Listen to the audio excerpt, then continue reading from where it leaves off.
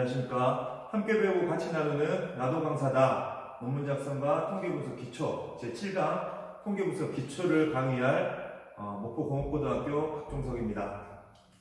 통계분석 기초인데요. 전 시간에는 우리가 통계 프로그램 설치하는 방법과 코딩하는 거, 그리고 코딩하는 엑셀 파일을 우리가 통계 프로그램으로 붙여넣기 하는 거, 그리고 나서 그 통계 프로그램에 각각 어떤 기능을 하고 있는지까지 배웠고요. 이 시간에서 통계 분석 기초에서 먼저 설문지 오류를 찾아야 됩니다.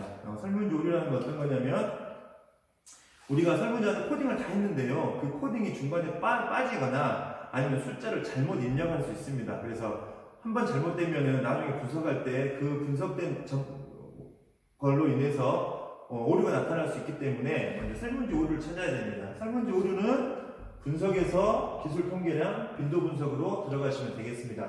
빈도 분석에서 원래 이쪽에 나타나는 걸 전체적으로 오른쪽으로 변수로 나타내서 확인을 누르시면 다음과 같이 나타납니다. 출력 화면입니다. 엑셀에서 빈도에서 상황 우리는 135명을 연구 대상으로 했습니다.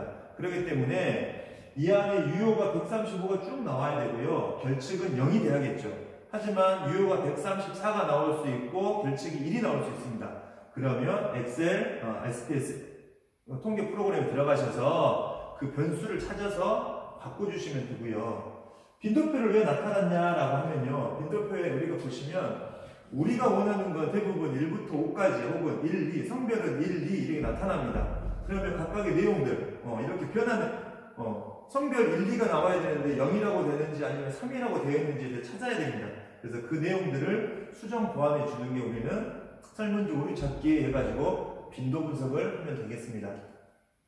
그 다음에 코딩의 변경입니다. 어떤 거냐면 근무 형태는 1, 2, 4로 되어 있습니다. 그래서 근무 형태 바꾸지 않아도 되지만 근무 경력이 있습니다. 10개월에서부터 쭉 해가지고 나와 있습니다. 이 내용 바꿔줘야 됩니다. 그러면 설문지에 표시해서 우리가 어떻게 나누면 될 건지 보시면 기본적으로 이때부터는 연구자가 내가 기준을 정해야 됩니다. 그룹화 시킬 때 그냥 10년, 20년, 30년으로 나눌지 아니면 누적 퍼센트를 보고 30%, 60%, 90% 이상 이렇게 해가지고 이 내용을 해드려야 되는데요. 어떻게 하느냐? 저희는 일단 변환으로 들어가서 같은 변수로 코딩을 할 겁니다. 코딩을 변경하면 우리는 근무 경력이라고 하는 이 코딩에서 자체 변환합니다.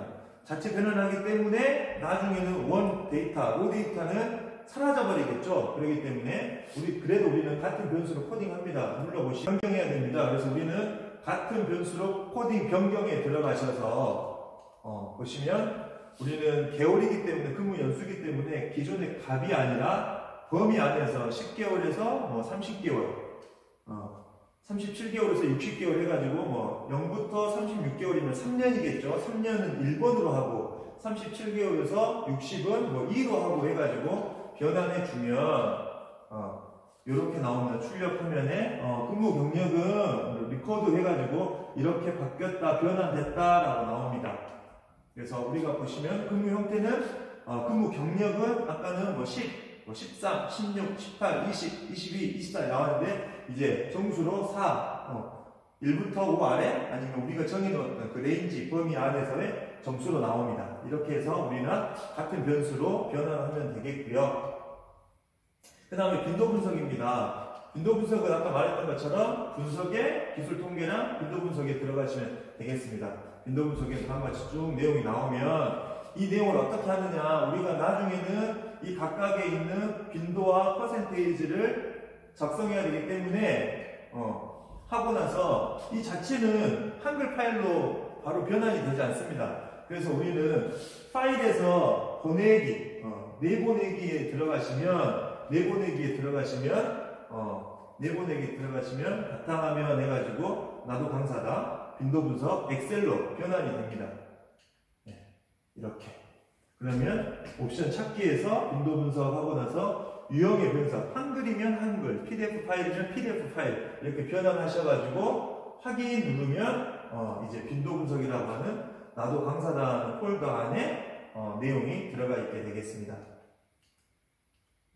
그러면 그 엑셀 파일을 열면 그 저장했던 엑셀 파일 열면 당연히 이렇게 나타나겠죠. 네, 유효값 얼마. 그래서 우리가 나중에 상황 지각을 점수를 한글 파일로 하면 이렇게 나타내면 되겠습니다. 인구 사회학적 특성, 성별, 연령은 20대, 30대, 40대, 50대 이렇게 했고요. 결혼 여부, 교직 경력, 회원 근무지 기간이라고 하면 30개월, 3년 이하라고 했네요. 우리가 0부터 36으로 했기 때문에 이 내용들 그대로 한글에서 표로 작성해 주시면 되겠고요. 우리가 보통 그 표를 해석하는 방법은 기본적으로 얼마가 몇 퍼센트, 몇 명이 얼마큼 나왔다라고 이야기하시면 될 것 같습니다. 다음은 신뢰도 분석입니다. 신뢰도 분석이라는 건 어떤 거냐면 우리 교육학에서 나오잖아요. 신뢰도하고 타당도, 정말 계속해서 맞는지에 대한 것들. 신뢰도는 어디로 들어가냐면 분석에서 척도 분석입니다. 척도 분석에서 신뢰도 분석 들어가시면 각각의 내용들. 우리가 물어보는 문항이 여러 가지 있지만 그 중에 본인들하고 같은 카테고리 안에 게 있습니다. 지각 상황 능력이다라고 하는 이 5개는 동일한 유형의 문항입니다. 유사한 내용이기 때문에 얘네들은 어떻게 되냐면 신뢰도가 높아야겠죠. 항목 누르고 통계량 클릭하면 통계량에서 여러 가지 있습니다. 그 중에 평균 누르고 계속 누른 후에 확인 누르면 이렇게 신뢰도값 나옵니다. 크롬바 알파 727이라고 나오네요. 물어본 항목은 5문항이고요. 그러면 보통 우리가 통계에서 신뢰도는 0.6 이상이면 신뢰할 만하다라고 이야기를 하고 있습니다. 그래서 신뢰도 하나만 물어보는 게 아니라 기존 있는 내용 다시 하기 때문에 분석에 들어가셔서 분석, 똑같이 결과, 항목, 통계라는 동일하고요. 확인 눌러주시면 아까 말했던 727 그 아래에 보면 신뢰도 분석해가지고 나와 있습니다. 결과 1, 2, 3, 4, 5 해가지고 평균, 서머리, 민 해가지고 우리는 신뢰도가 777 문항수는 7개가 되겠습니다.